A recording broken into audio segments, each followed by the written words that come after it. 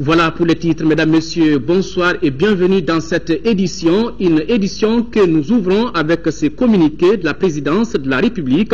La présidence de la République a appris avec gravité et consternation l'attaque armée barbare dont a fait l'objet ce jour 5 avril le domicile 6 à Titibougou de l'ancien chef de l'État, le professeur Alpha Oumar Konaré. La présidence de la République condamne avec la plus grande fermeté cette attaque gratuite et lâche et se félicite de la riposte prompte et professionnelle des forces de sécurité maliennes chargées de la protection du domicile de l'ancien président de la République. Au moment où notre pays renoue avec la paix et la sécurité, la présidence de la République engage les autorités chargées de l'enquête à tout mettre en œuvre pour chercher et punir les auteurs et complices de cette agression. Le lancement ce matin à Kita, je vous le disais à l'instant, la campagne de distribution de moustiquaires imprégnés de longue durée pour la couverture universelle dans la région de Caille. Cette campagne de 6 jours est organisée par le ministère de la Santé et de l'Hygiène publique en partenariat avec PSI Mali, l'USAID et le Programme national de lutte contre le paludisme.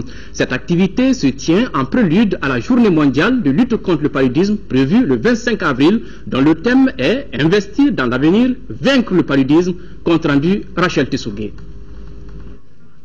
Près de 2 millions de moustiquaires imprégnés d'insecticides de longue durée seront distribués à 354 000 ménages dans toute la région de Caille. À travers cette campagne de 6 jours, le ministère de la Santé et de l'Hygiène publique et ses partenaires veulent mettre au moins 80% de la population à l'abri du risque de transmission du paludisme. La lutte contre le paludisme contribue à la lutte contre la pauvreté. Et c'est pourquoi cette activité de santé publique occupe une bonne place dans les objectifs du millénaire pour le développement. Pour relever les défis zéro décès liés au paludisme, d'ici 2015, notre pays a souscrit, entre autres stratégies d'intervention, à celle de la couverture universelle en moustiquaires imprégnés d'insecticides longue durée. Je voudrais lancer un appel solennel à la population de la région de Caille pour l'inviter à dormir toutes les nuits sous moustiquaires, en toute saison, et à bien entretenir les moustiquaires. Les habitants de la ville de Kita se disent honorés du choix porté sur eux pour le lancement de cette campagne de distribution gratuite de moustiquaires imprégnés de longue durée. Les moustiquaires imprégnés de longue durée demeurent aujourd'hui les moyens les plus efficaces et les moins coûteux.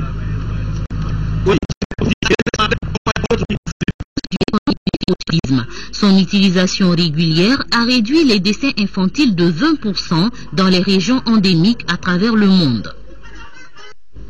Autre grand titre de ce journal, les travaux de construction de l'autoroute Bamako-Ségou sont exécutés à près de 68% et se poursuivent normalement. La principale difficulté du chantier est l'occupation de l'emprise de ce projet par les investissements privés, ce qui crée naturellement une discontinuité dans les travaux de l'entreprise chinoise. C'est le constat fait par une mission du ministère du Transport qui était sur le chantier ce samedi.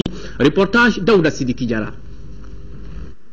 Les travaux du projet de Bamako-Ségou s'assurer avec un taux d'exécution de près de 68%. Cela pour un délai consommé de 73,80%, ce qui veut dire qu'il n'y a plus de retard sur le planning d'exécution. Nous sollicitons la compréhension de la population aussi, parce que comme il y en a l'exécution des travaux là, on a dérangé beaucoup la population sur la ligne du projet.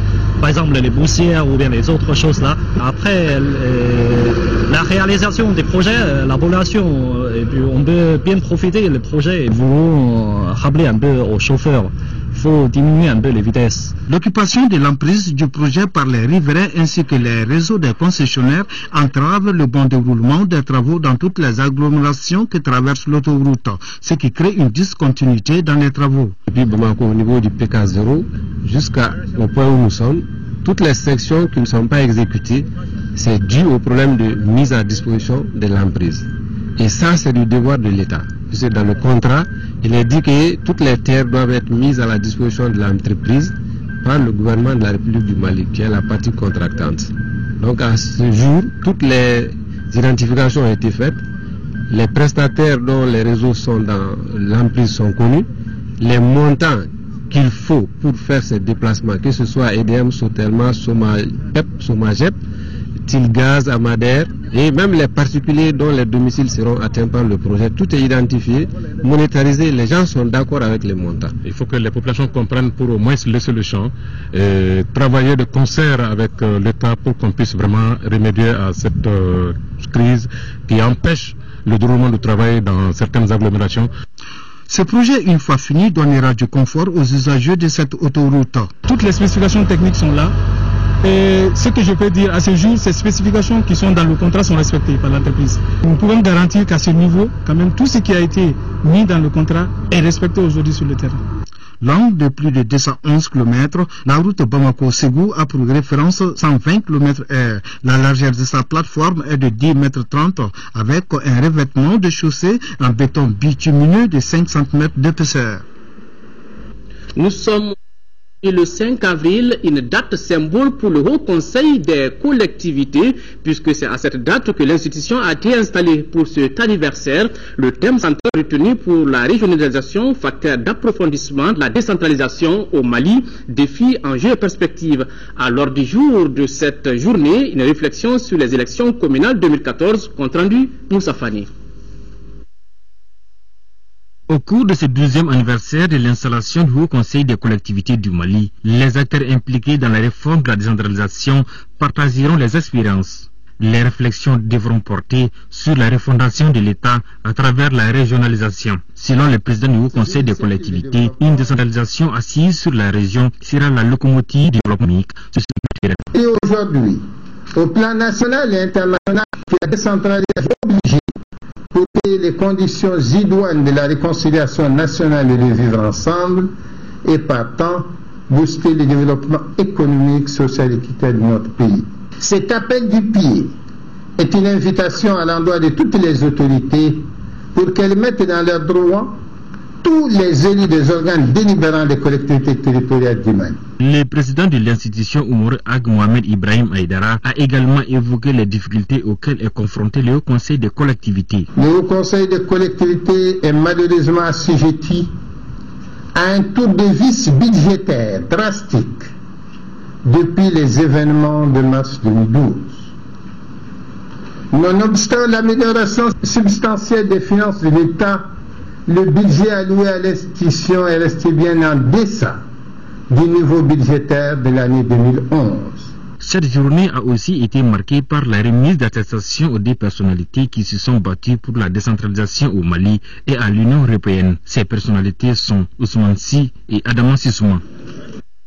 Conformément aux dispositions constitutionnelles, le président de l'Assemblée nationale porte à la connaissance des honorables députés que la session ordinaire d'avril 2014 débutera le lundi 7 avril 2014. L'ouverture solennelle ordinaire de la 5e législature donc va démarrer à partir de 17h dans la salle Modibo Keïta. Elle sera marquée par la participation d'illustres invités, président et parlement frères. Mise en place terminée 16h30. Et puis fin vendredi à Bujumbura, la 6e conférence des présidents d'assemblée et de section de la région Afrique de l'Assemblée parlementaire francophone. Le président de l'Assemblée nationale, l'honorable Chaka Sidibé, qui a conduit une forte délégation de parlementaires maliens, a participé à cette conférence. L'honorable Chaka Sidibé a informé la conférence de l'évolution de la situation au Mali après les dernières élections générales, les efforts consentis de l'indépendance du Sénégal a été célébré hier 4 avril. Ici à Bamako, l'événement a été marqué par un dîner organisé par l'ambassadeur du Sénégal au Mali. Autour de lui, plusieurs personnalités politiques et diplomatiques. Occasion pour Hassan Ndoye de rendre un hommage appuyé à la coopération entre le Mali et le Sénégal. Alousseyni Touré était à cette cérémonie. Reportage. Cette soirée a surtout été mise à profit pour magnifier la qualité de la relation qui unit nos deux pays. C'est pourquoi les personnalités militaires et civiles, maliennes comme sénégalaises, ayant contribué à rehausser le niveau de cette coopération, ont été célébrées. Un hommage particulier a été rendu aux soldats tombés sur le champ de l'honneur, notamment à Kidal. Il serait certainement redondant de faire ici un rappel de la profondeur et de l'intensité des liens naturels, historiques, géographiques, culturels qui unissent le Sénégal et le Mali et nos deux peuples. Je demeure cependant convaincu que ces relations multiséculaires seront hissées au plus haut niveau par leurs excellences, le président Ibrahim Boubacar Keïta et son frère, son ami, le président El Hadji Macky Sall. Je voudrais saisir l'opportunité de cette fête pour rendre hommage à nos valeureux soldats, le caporal-chef Ousmane Fall et le soldat de 2e classe, Cheikh Tidiane Sarr, tombés sur le champ de l'honneur à Kidal le 14 décembre 2013. La communauté sénégalaise vivant au Mali reste unie au sein d'une seule et unique entité. C'est pourquoi le président Macky Sall a consenti un effort de financement de 100 millions de francs CFA au profit des femmes de cette communauté. Le ministre des Maliens de l'extérieur a rappelé pour sa part que ce jour aurait pu être l'anniversaire du Mali et du Sénégal, en référence à la Fédération du Mali qui a uni en quelque temps les deux peuples de nos deux pays. Le concours national d'orthographe première édition vient de prendre fin. 9 lycées de 3 communes du district de Bamako ont reçu cet après-midi des distinctions.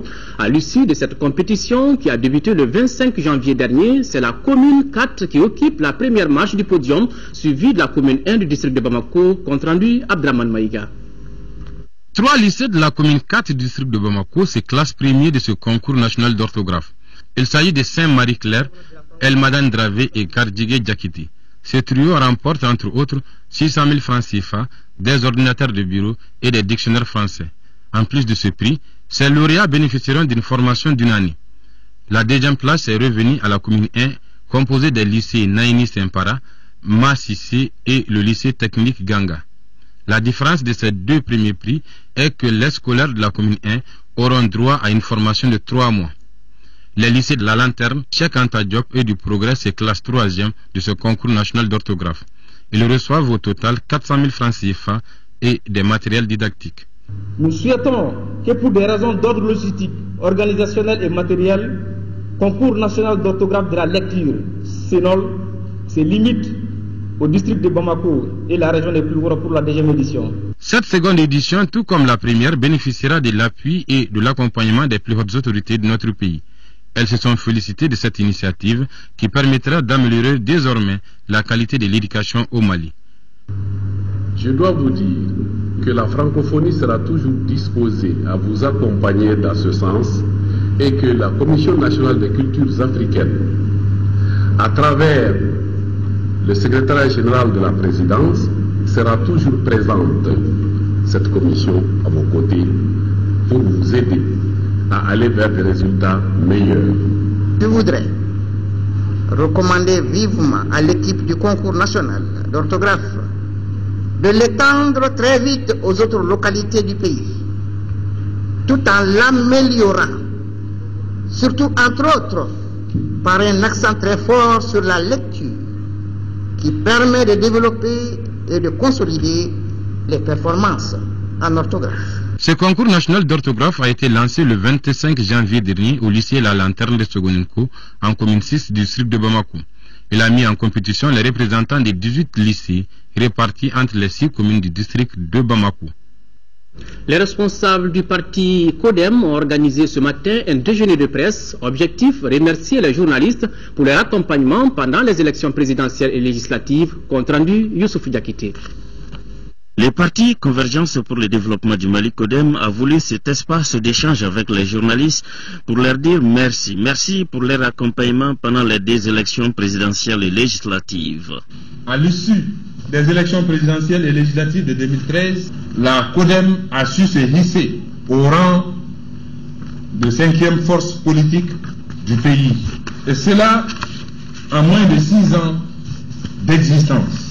Malgré le caractère festif, l'occasion était propice pour évoquer certaines questions liées à la vie de la nation, notamment la sécurisation et la situation socio-économique et politique du pays. Les douloureux événements sociaux et politiques qui ont secoué notre pays ont fortement ébranlé son tissu économique.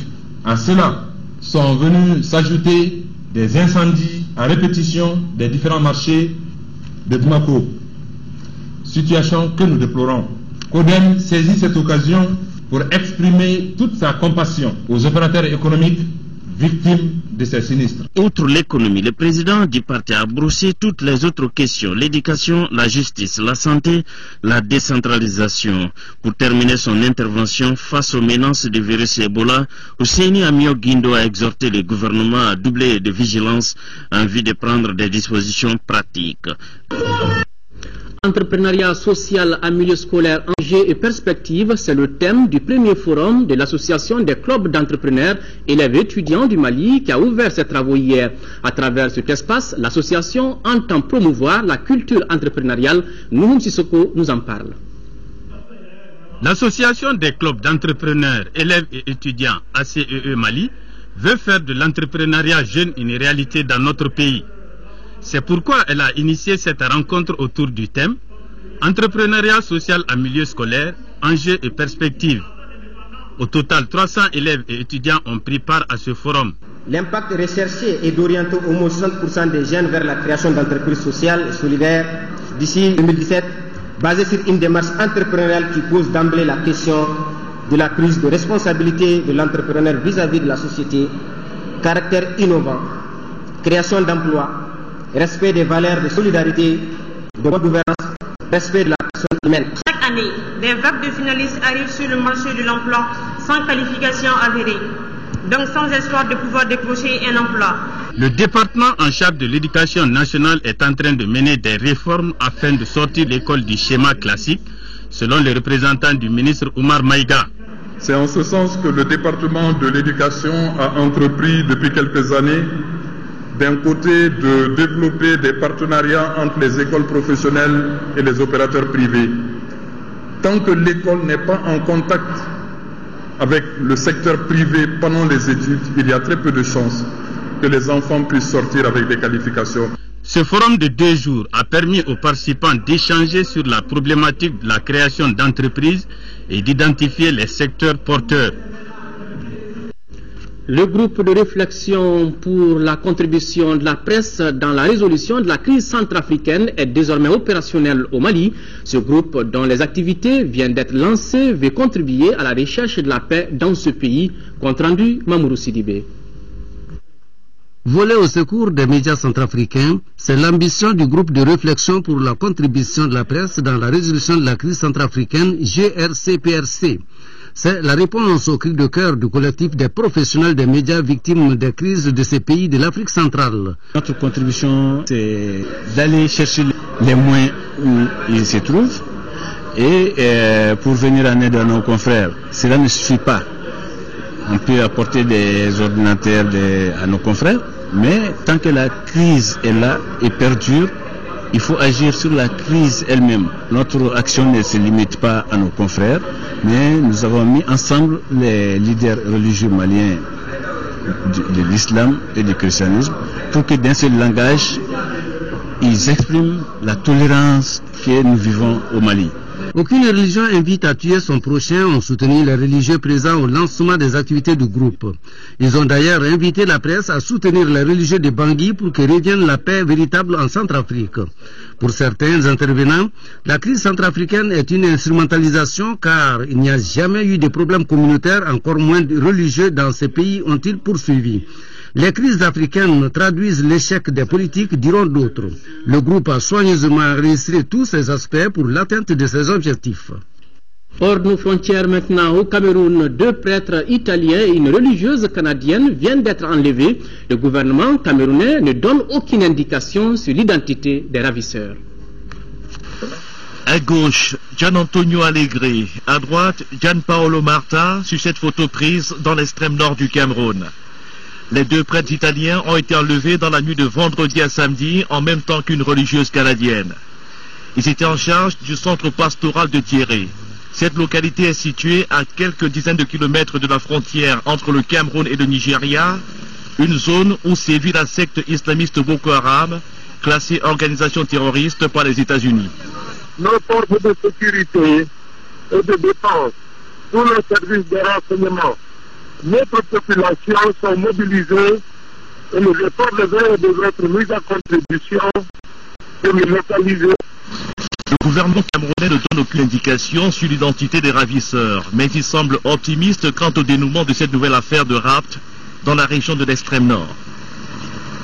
Il me permet d'espérer que ça de notre expérience, et parce que le gouvernement du chef de l'État a inscrit pour que tous les moyens soient mis à contribution, il est fort à parier que nous serons en mesure, et nous souhaitons qu'il en soit ainsi, avec le concours de nos amis, que nous serons en mesure de les retrouver vivants, sains et saufs, et puis obtenir leur libération.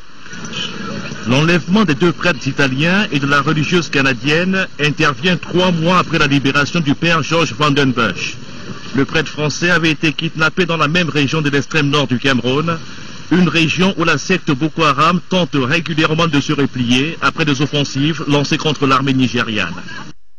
En République démocratique du Congo, les femmes se forment à la gestion d'entreprises. Le réseau, qui compte aujourd'hui 2000 membres, est soutenu par plusieurs établissements financiers du pays.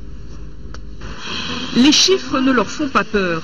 Toutes ces femmes sont à la tête de petites ou moyennes entreprises. Elles suivent aujourd'hui un cours de gestion dans le cadre d'un réseau créé il y a une quinzaine d'années par celle que l'on surnomme à Kinshasa Maman Flavie. Grâce à elle, des banques ont accepté d'accorder des microcrédits à ces femmes sans les garanties habituelles comme une maison. Un préalable, elles devaient ouvrir un compte et se montrer capables de l'alimenter durant 3 mois. À toutes, Maman Flavie tient le même discours. Il dit attention, vous avez les crédits, comment vous allez employer ces crédits pour que ça vous donne les résultats qui peuvent vous permettre d'aller encore demander. Le réseau compte aujourd'hui 2000 membres. Monique en fait partie. Il y a 7 ans, elle a pu se lancer dans un petit commerce de pâtes d'arachide. Elle travaillait alors uniquement à la main, sans machine. La banque lui a prêté 600 € qu'elle a remboursés en moins d'1 an. Aujourd'hui, Monique gagne 200 € par mois en moyenne. Et elle pense déjà à aller plus loin. Grâce à cette activité, je vis très bien avec ma famille. Je paie mon loyer, les études de mes enfants, je m'habille. Mais je souhaite obtenir un crédit plus important qui me permettra de conditionner la pâte d'arachide dans des pots. Comme ça, je pourrai livrer les gros magasins où je ne peux pas vendre en sachet. Seul bémol du système, le taux d'emprunt. Monique Flavie et les autres se battent pour qu'il baisse. Monique avait obtenu son premier crédit à 17%, mais ces taux peuvent atteindre 50% du montant emprunté, de quoi décourager les meilleures volontés. L'actualité à travers le monde nous conduit successivement en Europe avec des manifestations. Nous irons au Chili pour parler d'un séisme qui vient de se produire là-bas, au Pakistan et en Crimée. Mais commençons d'abord par les manifestations en Europe.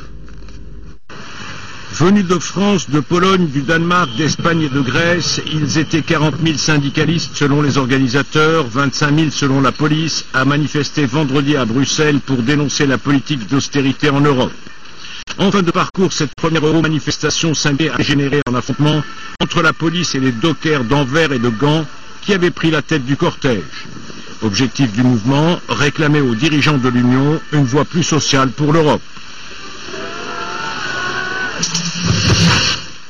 Dans le nord du Chili, plusieurs centaines de personnes jetées à la rue par les récents tremblements de terre ont manifesté pour réclamer aide et réparation en urgence.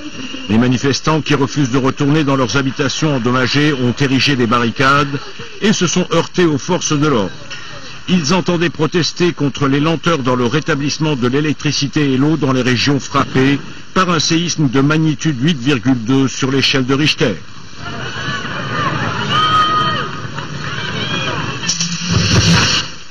Au Pakistan, une trentaine de personnes, dont un enfant de 9 mois selon les informations, ont comparu devant un tribunal de Lahore sous l'accusation de tentative de meurtre. Tout comme son père et son grand-père, Mohamed Moussa avait été arrêté début février pour avoir lancé des pierres contre une compagnie du gaz qui traquait les fraudeurs.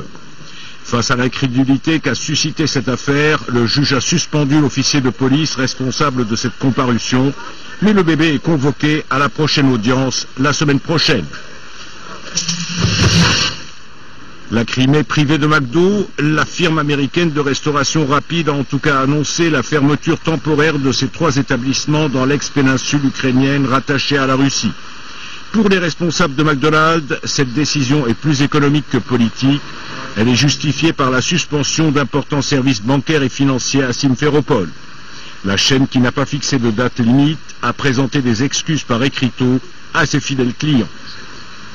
Retour à l'actualité nationale. En 5e région, la pêche collective de Tomina dans la commune du Fakara a donné son coup d'envoi jeudi dernier pour sa 2e édition. Cette activité traditionnelle mobilise toutes les communautés locales pendant 3 jours dans la plaine de Tomina. Compte rendu Jules Sambou Sissoko. La pêche collective de Tomina a lieu dans cette plaine du même nom, aménagée par CARE dans le cadre de la mise en œuvre du projet d'aménagement du delta intérieur du Niger, PADIN 2. Et c'est bien parti pour 3 jours de pêche collective qui ouvrent la plaine pour cette activité traditionnelle. L'intérêt pour une telle pêche collective, ça nous permet de juger quel a été l'impact des ouvrages que nous avons eu à installer au niveau de ces plaines. Parce que c'est l'installation de ces ouvrages qui ont permis une certaine amélioration de la nappe phréatique et qui a amélioré la capacité de rétention et en même temps l'amélioration des produits halieutiques au niveau de la mare. Durant toute la semaine de la pêche collective, les populations vont améliorer leurs revenus et améliorer leurs conditions alimentaires. Cette plaine s'ajoute à une dizaine d'autres aménagées par CARE dans le but de développer des activités génératrices de revenus, mais pas seulement. Le mobile même de la présence de la DRP ici, c'est évaluer la productivité halieutique de la plaine aménagée du Tomina, inventorier les quantités de poissons pêchés, estimer la quantité totale et en même temps appuyer CARE dans son programme d'aménagement du delta intérieur du Niger pour la promotion de la pêche et de la pisciculture. Le premier coup de filet a produit de très belles captures. Voilà, après le fleuve, nous sommes à présent sur le ring et on va parler de boxe, on est en sport. Le gala Solidarité Gants d'Or s'est déroulé vendredi soir au pavillon des sports à l'initiative de l'ancien champion intercontinental Moussa Sangaré. La soirée qui a vu la participation des boxeurs guinéens a comblé les attentes. Résumé de la soirée avec Amara Malidiallo. Ce gala Solidarité Gants d'Or à l'initiative de notre compatriote Moussa Sangaré, plusieurs fois champion du Mali, champion d'Europe et double champion intercontinental des poids plumes, est dédié à la paix, à l'amitié et à la solidarité nationale. Sous la coupole de la Fédération malienne de boxe et de la Ligue de boxe du district de Bamako, l'événement qui a installé son ring au pavillon des sports a vu la participation des boxeurs venus de la Guinée voisine. 7 combats sont au programme de la soirée qui verra également l'association Solidarité Gants d'Or remettre un important lot d'équipements à la boxe malienne. Et dans les discours d'ouverture, les intervenants salueront tous cette initiative de l'ancien champion. C'est l'occasion pour moi de saluer le courage et la persévérance de la Fédération malienne de boxe qui travaille de façon discrète mais très efficace pour le grand bonheur des pratiquants de cette discipline. Ceci est l'entame un peu de notre programme de régionalisation, parce que nous voulons désormais organiser des combats avec les pays voisins, le Sénégal, la Guinée, on l'a fait aujourd'hui. Prochainement, ce serait la Côte d'Ivoire, ensuite le Burkina, et tout ça, ensuite, on va organiser des tournois pour que les boxeurs s'aguerrissent. Sur le ring, on retiendra les 3 combats phares. Chez les filles, dans la catégorie des 60 kg, la malienne Fatoumata Sako a eu fort à faire face à la guinéenne Aïchatou Keita en bleu dans un combat très engagé et ouvert où notre compatriote puisera dans sa grande expérience pour venir à bout de Aïchatou et enlever le trophée les 50 000 francs CFA des primes. Chez les hommes, dans la catégorie des mi-lourds de 81 kg, Moussa Sangaré, champion du Mali, sortira lui aussi le grand jeu pour s'imposer au point à l'issue des 3 reprises face à Ibrahim Abdou Digalo et au Fougo gaucher. Mais le combat qui aura le plus retenu les attentions, c'est celui qui oppose Mamadou Keita Souboulé au Guinéen Alpha Bouakar Diallo, champion d'Afrique militaire, titre conquis face au même Malien l'année dernière à Conakry lors du championnat d'Afrique militaire. Pour cette manche retour à Bamako face à son public, Souboulé ne laissera pas de temps aux Guinéens blessés à la pommette gauche dans la 2e reprise. Mais au-delà de tous les résultats techniques, c'est l'organisation d'un tel événement qui est à saluer pour une discipline qui a failli tomber dans les oubliettes il y a quelques années. Le Gants d'Or est présidé par M. Moussa Sangaré, ex-boxeur professionnel, fils du Mali, qui a qu'une seule idée en tête, c'est de participer au développement de la boxe malienne. Et pour cela, il ne ménage aucun effort. Le gala Solidarité Gants d'Or a vécu, pourvu que l'on maintienne allumée cette flamme de la renaissance de notre boxe. Une belle partie de boxe. Actu Hebdo de ce dimanche reçoit comme invité Oumarou Ag-Mohamed Ibrahim, président du Haut Conseil des collectivités, et Amadou Maïga, représentant de Qatar Charity et coordinateur de l'ONG Vibonne. Avec le premier, il sera question de l'anniversaire de l'institution, donc du Haut Conseil des collectivités. Avec le second, il sera abordé le sujet relatif à la journée de l'enfant orphelin.